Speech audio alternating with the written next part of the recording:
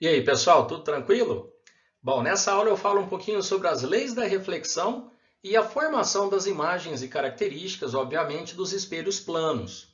Bom, eu vou tentar nessa aula falar tudo que é possível de espelhos planos: a formação das imagens, associação de espelhos, campo visual, translação e rotação de espelho. Vai ficar uma aula grande, mas aí na próxima aula eu faço exercício com vocês, tá combinado? Porque pelo menos a parte teórica vocês revisam tudo de uma vez, beleza? Então vamos lá, me segue. Bom, começando então pelas leis da reflexão, que são duas leis relativamente simples que a gente já viu lá em ondulatória. A primeira lei, o raio incidente I e o raio refletido R anormal são coplanares, ou seja, pertencem ao mesmo plano, como está aqui nessa figurinha. E o número 2, o ângulo de incidência é igual ao ângulo de reflexão. Pessoal, não se esqueçam que a normal em ótica é a nossa referência. Então, a normal, a linha sempre perpendicular ao plano do espelho no ponto de incidência. Então, o raio de luz incidente incidiu nesse lugar. Então, aqui você vai passar a reta normal de referência. O ângulo de incidência é sempre o ângulo entre o raio de incidência e a normal. Cuidado, não é com a superfície, tá? Você pode desenhar o ângulo com a superfície desde que você use a frente de onda, igual era mais comum lá nos exercícios de ondulatória. Então, para a ótica é mais comum usarmos então como ângulo de incidência o ângulo entre a normal e o raio incidente. Ângulo de reflexão, o ângulo entre a normal e o raio refletido. Então, essa lei a gente usa bastante, né? O ângulo de incidência e o ângulo de reflexão são iguais, né? A segunda lei da reflexão. Legal, vamos continuar. Bom, com relação aos tipos de reflexão, a reflexão pode ser desordenada ou difusa, que é quando a luz incide numa superfície irregular, uma superfície rugosa. A luz incidindo numa parede ou na sua roupa, por exemplo. Não existe formação da imagem, o observador verá apenas a superfície. Então, olhem aqui os raios de luz que incidem na folha de papel. Os raios, eles espalham, né, refletem por todos os lados. Então, todas as pessoas conseguem ver a folha de papel. Tá? Então, é uma reflexão totalmente irregular. Mas cuidado, essa imagem mostra uma fonte de luz, essa carinha brilhante aí, que quando ela emite luz, olha, veja que cada ponto de incidência, quando você traça uma normal, o ângulo de incidência é igual ao ângulo de reflexão. Então, logicamente, quando a reflexão é difusa, ela não viola aquele princípio. O ângulo de incidência em qualquer reflexão tem que ser igual ao ângulo de reflexão. Aqui, por exemplo, olha essa imagem. Quando a gente passa aqui uma normal, ó, perpendicular à superfície, você vai visualizar que o ângulo de incidência continua sendo igual ao ângulo de reflexão. Então, a lei não muda. O que vai mudar aqui é que, pela irregularidade do material, da superfície da sua roupa, por exemplo, esses raios se espalham, não formando imagem. Não há uma regularidade na reflexão. Cada raio vai para algum lugar. Por isso que, se a pessoa estiver aqui, ela recebe luz e observa a superfície. Né? Esses raios de luz que saem da superfície e chegam nas pessoas que estão ao redor. Por isso que todas essas pessoas aqui também conseguem ver esse caderno. Agora, para ter a formação da imagem, tem uma condição específica. Vamos lá. Então, a reflexão ordenada ou especular é que explica a formação das imagens. Então, ocorre quando a luz incide, né, um feixe de luz, numa superfície polida, como os espelhos.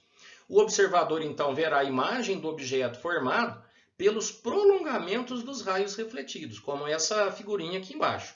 Então, tem o objeto que emite luz, a luz incide na superfície espelhada. Cada raio de luz, então, você desenha normal, o ângulo de incidência é igual ao ângulo de reflexão. Mas há uma regularidade de vários raios que chegam na pessoa. Ou seja, a pessoa tem a impressão que esses raios estão vindo de um ponto lá atrás do espelho. Ou seja, ó, prolongamento dos raios refletidos. Tá vendo? Essa é a definição da imagem que nós vamos discutir já já. Vamos lá. Para a gente entender, então, o que é objeto, o que é imagem, vocês têm que ficar de olho nesse conceito. Pessoal, isso é importante. Isso não vale somente para espelho plano. Isso é a definição de ponto-objeto, ponto-imagem, que você vai usar em ótica o curso todo. Lá em refração, formação das imagens também nos espelhos esféricos. Então, é um conceito muito importante. Se você entender o conceito, legal, você fica mais tranquilo com relação à formação das imagens. O que é considerado, então, um ponto-objeto? É o encontro dos raios de luz ou seus prolongamentos que incidem no sistema óptico. O sistema óptico que pode ser um espelho, uma lente e etc. Vamos imaginar aqui um sistema óptico qualquer. Pode ser, por exemplo, um espelho plano. Muito bem. O que são esses raios? Reparem que esses 3 raios representados são raios que incidem no sistema óptico. Aonde que esses raios se encontram? Esses raios se encontram nesse pontinho. Então esse pontinho é o conceito de um ponto-objeto. Então, de novo, o que esse pontinho representa? Veja, ele é o encontro dos raios de luz que atingem, que incidem no sistema óptico. Então, isso é um ponto-objeto. Bom, como são encontros, né? Como é um encontro de raios, efetivamente raios, sem necessidade dos seus prolongamentos, é quando você chama de real. Então, isso aqui é um ponto-objeto real. Por que real? Porque é encontro de raios efetivos e não dos seus prolongamentos. Agora, olha essa imagem. Nós temos aqui o sistema óptico e 3 raios que o atingem. Bom, cadê o encontro desses 3 raios? Veja que a gente não enxerga pelo lado esquerdo. Então, para definir o encontro desses 3 raios, eu preciso traçar prolongamentos. Então, o que está aí em vermelho. Então, esse pontinho representa o que para nós? Esse pontinho é o encontro de raios que atingiram o sistema óptico.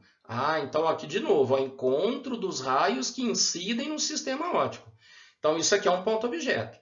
Só que como agora eu precisei do prolongamento para achar esse pontinho, por isso que nós chamamos de virtual. Entendeu a diferença? Quando nós precisarmos desse prolongamento, então nós vamos chamar de virtual. Eis aqui um ponto-objeto real, um ponto-objeto virtual.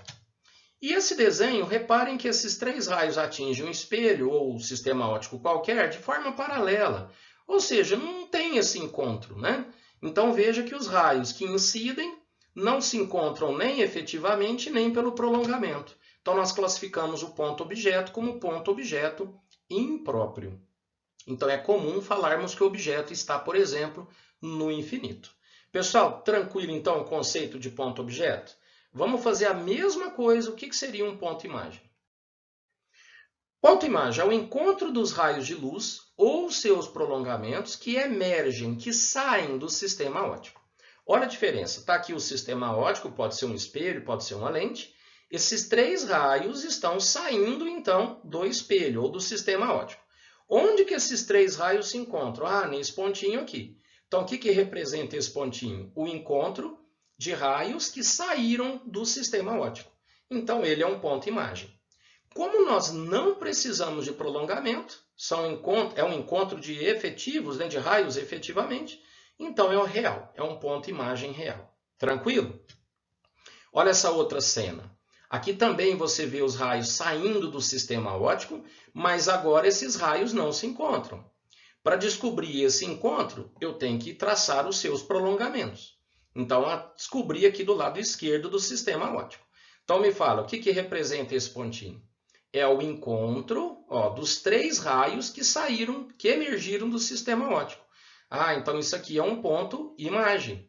Mas como foi necessário o prolongamento, por isso é um ponto-imagem virtual. Tranquilo, moçada? E nesse último desenho, os raios que saem paralelamente, portanto não se encontram nem efetivamente, nem pelos prolongamentos. É onde a gente fala que a imagem é imprópria, vai se formar no infinito. Pessoal, entenderam? Então, se você entendeu o conceito do que é ponto-objeto, que é ponto-imagem, você vai aplicar esse conceito para todos os exemplos daqui para frente. Combinado? Vamos lá, vamos seguir. Vamos falar então, pessoal, o que é o tal do espelho plano. O espelho plano é uma superfície que reflete luz regularmente, né? Uma superfície polida. Então, olha que bonitinho essa imagem, né? Se você passar aqui a normal, você vai ver que o ângulo de incidência é igual ao ângulo de reflexão e há uma regularidade, tá vendo? Olha só que interessante essa imagem. Se você está aqui e olhar lá para o espelho, você vai perceber que é como se a fonte de luz estivesse lá dentro do espelho, lá a formação da imagem, né? Só que é uma imagem que vai ser, então, virtual. Vamos lá, vamos ver a formação das imagens. No espelho plano, por exemplo. Vamos imaginar então um espelho plano. E sempre que você desenhar o espelho, cuidado, esses cabelinhos do espelho representam a face refletora, que é a face refletora do outro lado. Então aqui é como se fosse uma superfície, né? E a parede, por exemplo, e a face refletora aqui é a face do lado esquerdo do nosso desenho. Então está aqui o nosso objeto. Como que a gente vai entender a formação das imagens? Bom, eu preciso de pelo menos 2 raios de luz que saem do objeto e atingem o espelho e sofrem reflexões. Então vamos imaginar o primeiro raio que incide no espelho, traça normal e nós temos o raio refletido. Lembrando que o ângulo de incidência é igual ao ângulo de reflexão. Legal. Agora você vai traçar qualquer outro raio. Vamos traçar outro aqui para baixo. Ó. Esse raio incide no espelho, desenha a nossa normal e está aí o raio refletido. Eu não marquei aqui, mas o ângulo de incidência também é igual ao ângulo de reflexão. Agora, pessoal, vamos aplicar o conceito ponto-objeto, ponto-imagem. Me responda, quais são os 2 raios que atingem o espelho? Então, esse aqui e esse de baixo. Onde que esses 2 raios se encontram? Eles se encontram aqui no ponto O. Então, por isso, o ponto O é o ponto objeto real. Não precisou de prolongamento. Agora, cadê a imagem formada? Olha, a imagem eu preciso dos raios que saem do espelho. Eu só desenhei 2, você poderia ter desenhado um monte aqui. Mas vamos lá, tem esse raio que saiu para lá e esse raio que saiu aqui para baixo. Onde que esses raios se encontram? Agora eu tenho que fazer aqui um prolongamento. Ó. Prolonguei os raios e descobri o encontro deles. Então, o que é isso aqui? É o encontro de raios que saíram do espelho. Então aqui é o ponto imagem. E veja que essa imagem eu precisei de prolongamento. Então, é uma imagem virtual. Tranquilo? E aí, pessoal, por geometria, por semelhança de triângulos, a gente prova, então, que essas distâncias são iguais. Então, é uma das características da imagem com relação aos espelhos planos. A distância do objeto ao plano do espelho é a mesma distância da imagem em relação ao plano do espelho. Né? Objeto e imagem são simétricas em relação ao espelho. Pessoal, legal? Olha o desenho que eu tinha mostrado aquela hora, né? Agora fica mais claro. Agora aqui tem 4 raios mostrados, né? Olha, esse raio vem, sofre reflexão para cá, olha o prolongamento dele. E assim por diante, tá vendo? Vários raios atingem a pessoa. Então, a pessoa tem a sensação que os raios, né, estão vindo de uma posição lá atrás. Né? Então, nós temos a formação da imagem aqui atrás. E agora a gente vai ver algumas características, né? Por exemplo, eu fiz a imagem de um ponto. E se for, por exemplo, um corpo extenso, né? Um objeto grande? Basta você imaginar a mesma propriedade. Por exemplo, você vai desenhar a letra F. A letra F tem esse pauzinho vertical aqui, né? Basta medir a distância. Ó. Você não precisa desenhar como eu fiz, né? Raio por raio. Não precisa provar. Você já sabe que objeto e imagem são simétricos. Então, a distância desse pauzinho vertical até o espelho é x. Então eu vou desenhar um pauzinho vertical até o espelho X também. E assim por diante eu vou montando toda a imagem do corpo extenso. Tranquilo? Vamos ver então as características das imagens nos espelhos planos. Bom, primeiro passo. Bom, vocês estão vendo aqui 2 curiosidades, né? Olha essa aqui interessante, né? Quando você vê uma ambulância, o corpo de bombeiros, vem escrito ao contrário. Ó. Você vai entender aqui uma das características. Vamos lá. Pessoal, a primeira característica, objeto e imagem, tem naturezas opostas. Quando eu falo naturezas opostas, você reparou que nós fizemos um objeto real e a imagem ficou virtual. Então, natureza, essa é real virtual. Sempre no espelho plano, essas naturezas serão opostas. A gente não tem hábito de trabalhar com objetos virtuais, mas se for um objeto virtual, a imagem será real, ok? Então, sempre naturezas opostas. Essa eu demonstrei no desenho, né? Objeto e imagem são simétricos em relação ao espelho plano, então a mesma distância. Objeto e imagem têm sempre o mesmo tamanho, então aqui você mostra por essa imagem. Ó, vem um raio de luz aqui da cabecinha da pessoa, sofre reflexão, chega no olho dela, tá vendo? Aqui é a mesma coisa, pescoço, sofre reflexão, vai para o olho dela.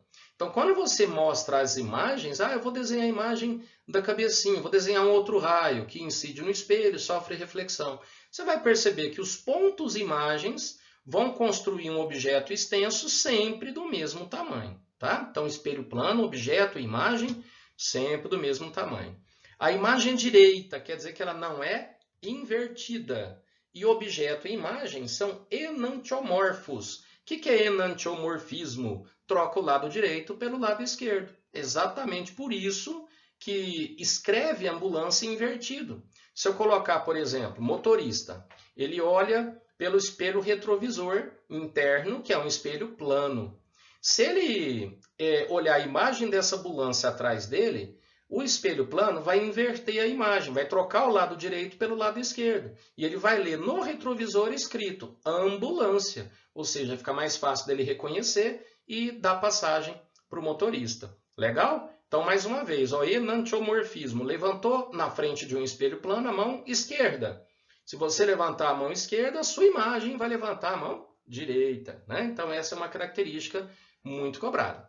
Pessoal, legal até aí? Vamos continuar. Bom, pessoal, a formação do campo visual é muito cobrado e é bem tranquilo. É apenas a região na qual o observador vê por reflexão os objetos ali colocados. Então, você está num quarto, no quarto tem um espelho, você olha para o espelho, qual região do quarto que você consegue distinguir? Mas por reflexão, ali, essa região é a região do tal campo visual. Existem várias maneiras de determinar. Uma delas é a seguinte. Imagina aqui o olho de uma pessoa. Bom, o olho da pessoa está a uma distância D do plano do espelho. Cadê a imagem do olho dessa pessoa? Está simetricamente em relação ao plano do espelho, aqui atrás. Então, você pode determinar a região de campo visual apenas pegando aqui a imagem do olho da pessoa e tangenciando as bordas do espelho. Ó.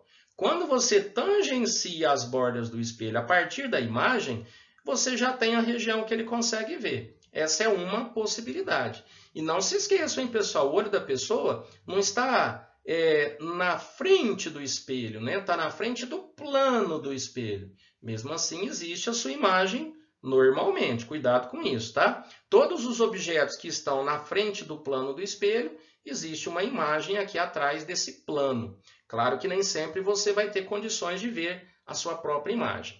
Mas muito bem, vamos pegar dois raios limites, ó. Se vier um raio nesse limite, vai sofrer reflexão e chegar no olho da pessoa. Lembrando que o ângulo de incidência é igual ao ângulo de reflexão. Um outro raio que incide bem nesse limite vai lá para o olho da pessoa, tá vendo? Então, esses raios que eu fiz são os raios que limitam a reflexão no espelho. Ah, não pode vir um outro aqui, ó, incidir aqui lá para o olho da pessoa? Não, porque o ângulo de incidência não vai ser mais igual ao ângulo de reflexão, ok? Então, essa região é a região de campo visual. Agora, em vez de vocês desenharem esses raios, eu acho mais fácil fazer assim, ó. Pega aqui o objeto, aliás, o observador, desculpa, e desenha a imagem do observador, né? Faz aqui o plano do espelho, desenha a imagem do observador. A partir da imagem do observador, traça aqui, ó, linhas que tangenciam as bordas do espelho. Ao tangenciar as bordas do espelho, você tem a região que ele consegue ver. Então, todos os objetos que aqui estão podem emitir luz, essa luz incide no espelho e vai lá para o olho da pessoa. Tranquilo, moçada? Vamos continuar. Bom, estamos terminando. O que seria a translação de espelho plano, né? Tem uma figura aqui que é autoexplicativa. Translação de espelho, vamos imaginar um objeto parado, um espelho plano à sua frente, e, evidentemente, a sua imagem está ali simétrica, como a gente viu. Repare, são 4 unidades, 4 quadradinhos, distância do objeto até o espelho, distância da imagem até o espelho. E ó, objeto e imagem do mesmo tamanho.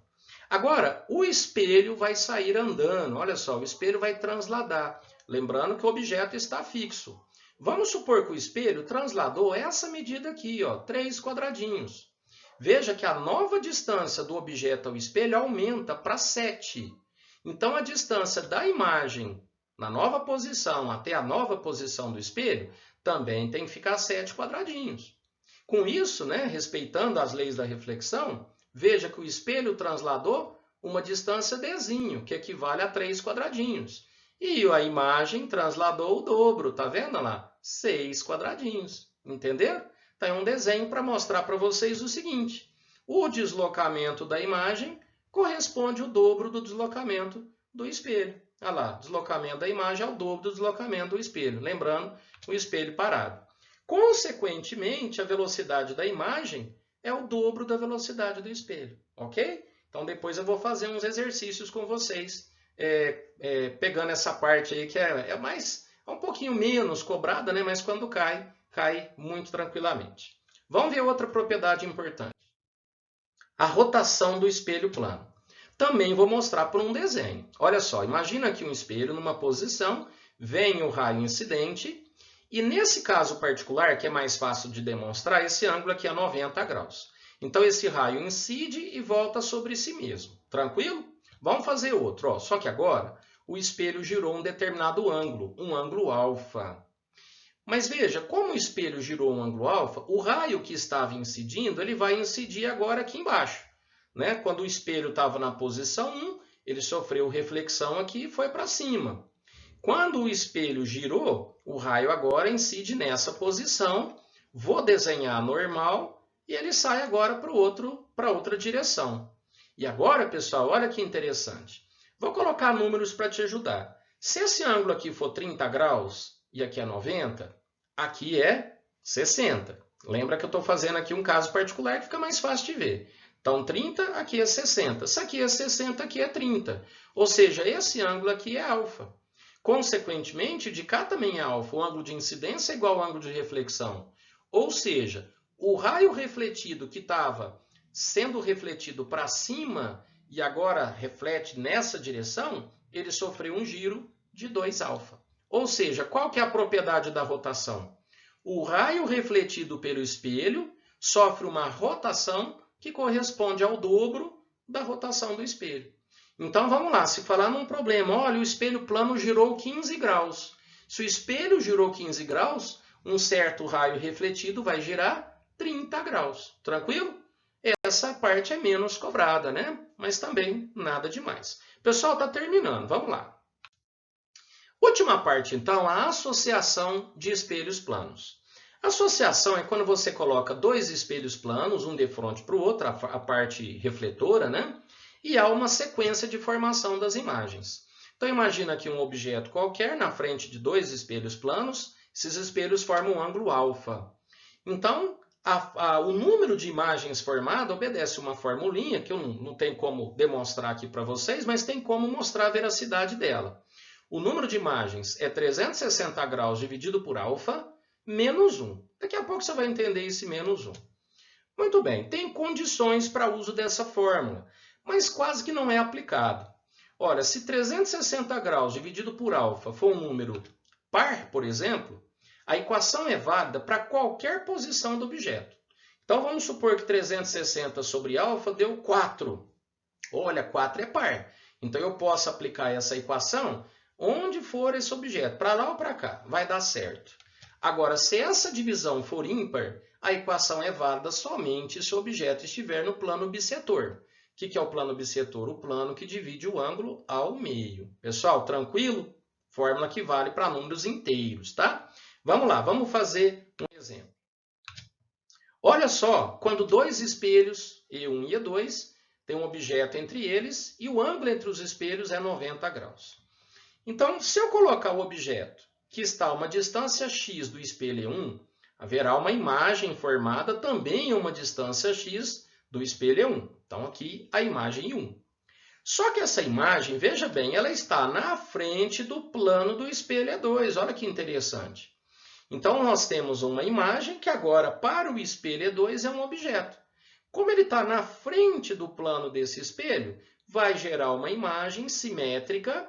Você mede a distância até o plano do espelho, y, e aí nós temos uma nova imagem também à distância y desse plano, que eu chamei de I2. E assim sucessivamente. Olha aqui do lado direito, né? Vamos fazer aqui pelo lado direito. A distância do objeto ao plano do espelho E2 é y, então gera uma outra imagem aqui que eu vou chamar de I3. Só que essa imagem 3 está na frente do plano do espelho E1, olha lá, ó. Está na frente do plano desse espelho, então tem a geração de uma nova imagem. Só que quando você faz a formação dessa imagem, veja que a distância x simétrica vai formar uma quarta imagem exatamente em cima da imagem 2. Entendeu? Então, quantas imagens para ângulo de 90 graus? Vamos testar a fórmula? 360 sobre alfa menos 1. Então, 360 sobre 90 menos 1. 4 menos 1, Ana. 3 imagens. 1, 2, 3. Entendeu o menos 1? Uma imagem coincide aqui no final. Legal, pessoal? Para a gente finalizar, olha só essas figurinhas, né? Aqui vocês estão vendo 4 imagens.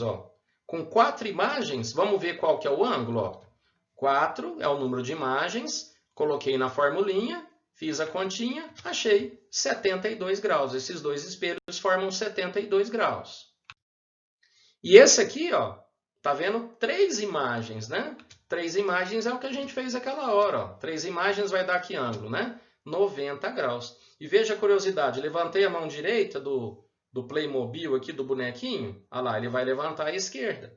Ah, mas ele levanta a esquerda. Aqui vai levantar a direita. Olha lá a marcaçãozinha aqui, viu? Que legal? Pessoal, então é isso aí. Ficou um vídeo um pouco grandinho, me perdoe, mas pelo menos a gente vê toda a parte teórica de espelho plano, né? E aí vocês, no próximo momento, a gente resolve exercício para treinar, tá bom? Abraço para todos vocês e bons estudos!